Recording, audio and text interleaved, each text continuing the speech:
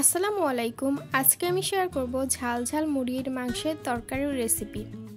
আপনাদের কাছে আমার রিকোয়েস্ট, এই রেসিপিটি একবার হলেও ট্রাই করে দেখবেন। রেসিপিটি তৈরি করার জন্য এখানে আমি একটি ব্রয়লার মুরগি নিয়ে নিয়েছি। এখানে আমি দিয়ে দিচ্ছি লেবুর রস।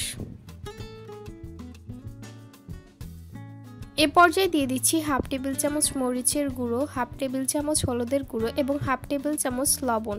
এগুলো দিয়ে ভালোভাবে মাখিয়ে নিব। আমি এগুলোকে মাখিয়ে 20 মিনিটের জন্য রেখে দিব। আপনারা চাইলে সাথে সাথেও ভাজতে পারেন।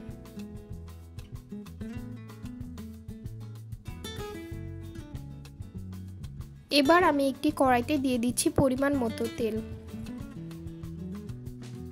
তেলটা একটু গরম হয়ে গেলে ম্যারিনেশন করা মাংসগুলো আমি দিয়ে দিব।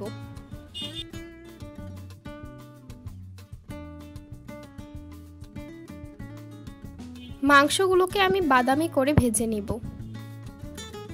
এই সময় চুলার আঁচটা মিডিয়াম টু হাই হিটে রাখতে হবে।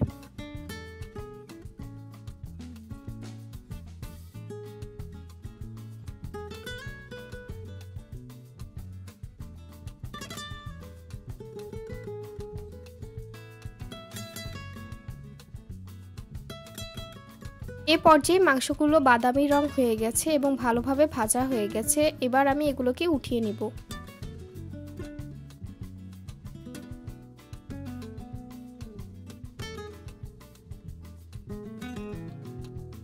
এবার আমি একই তেলে দিয়ে দিচ্ছি 1.5 কাপের মতো পেঁয়াজ কুচি।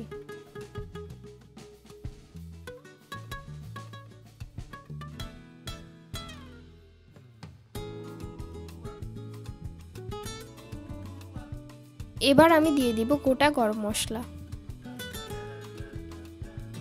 পেঁয়াজগুলোকে নেড়ে চেড়ে একটু বাদামি রং করে ভেজে নিব।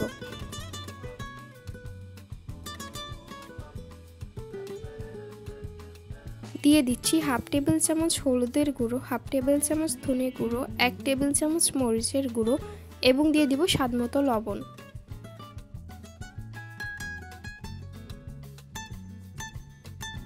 সব উপকরণগুলোকে এবার ভালোভাবে নেড়েচেড়ে নিব।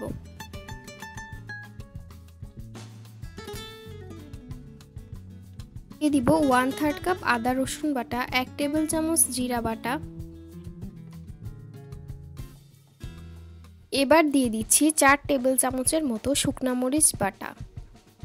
আপনারা যারা ঝাল খেতে পারেন না তারা ঝালটাকে একটু কমিয়ে নিতে পারেন। এবার সব মশলাগুলোকে কষিয়ে নিব।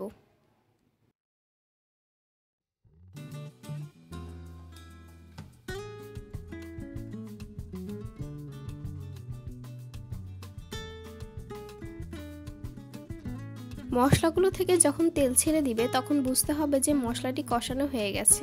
পর্যায়ে আমার মশলাটি খুব ভালোভাবে কষানো হয়ে গেছে। এবার আমি পরিমাণ মতো পানি অ্যাড করছি। আপনারা যে পরিমাণ ঝোল রাখবেন সেই পরিমাণ এখানে পানি অ্যাড করবেন।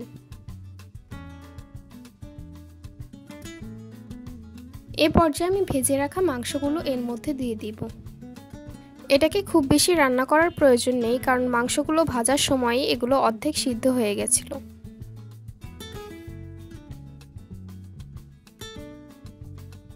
লাস্ট পর্যায়ে আমি দিয়ে দিব হাফ টেবিল চামচ গরম মশলার গুঁড়ো এবং হাফ টেবিল চামচ জিরার গুঁড়ো। এ পর্যায়ে রেসিপিটি তৈরি হয়ে গেছে। আজকের রেসিপিটি যদি আপনাদের কাছে ভালো লেগে থাকে তাহলে অবশ্যই লাইক কমেন্ট করতে ভুলবেন না। আর যারা চ্যানেলটিকে সাবস্ক্রাইব করে না তারা অবশ্যই চ্যানেলটিকে সাবস্ক্রাইব করে পাশে থাকবেন এবং ফেসবুক পেজটিকে ফলো দিয়ে রাখবেন। আজকের মতো এখানেই বিদায় নিচ্ছি। আল্লাহ হাফেজ।